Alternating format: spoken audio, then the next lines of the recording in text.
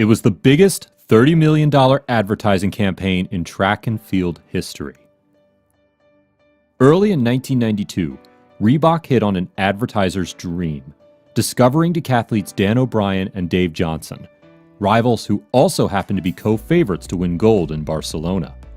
The company devised an 8-month ad campaign in a series of ads boasting who would win. Dan won the decathlon at the World Track and Field Championships. Dave won the decathlon at the Goodwill Games. This summer, they'll battle it out in Barcelona for the title of world's greatest athlete. It was clever for two reasons. First, nobody outside of track and field ever heard of Dan and Dave before.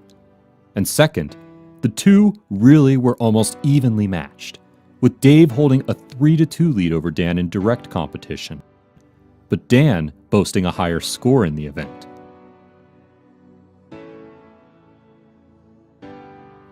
But at the U.S. Olympic trials 5 weeks before the Games, the plan went awry.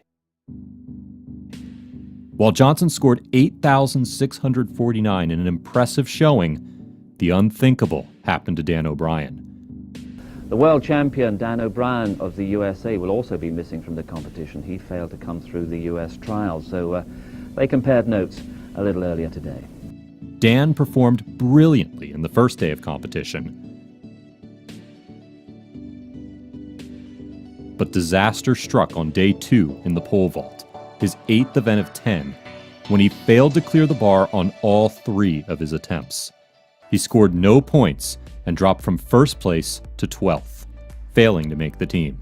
I remember just kind of having that cry and then just taking a couple deep breaths and accepting the realization that, I didn't make this team. Dan and Dave is just out the window. The commercial success was taking away from my focus to get ready to win an Olympic gold medal. This was devastating for O'Brien and embarrassing for his sponsor. Reebok switched gears and ran some with Dan cheering on Dave for the title. But Dave finished a disappointing 3rd in Barcelona, competing with a stress fracture in his foot. A few weeks after the close of those games, O'Brien competed at a meet in France and set a world record of 8,891 points, the mark that stood for 7 years until 1999. He went on to win gold at the World Championships in 1993 and 1995. Armed with a sports psychologist and 4 more years of training, he wisely lowered his opening vault to 15-1 and easily cleared it at the 1996 Olympic trials.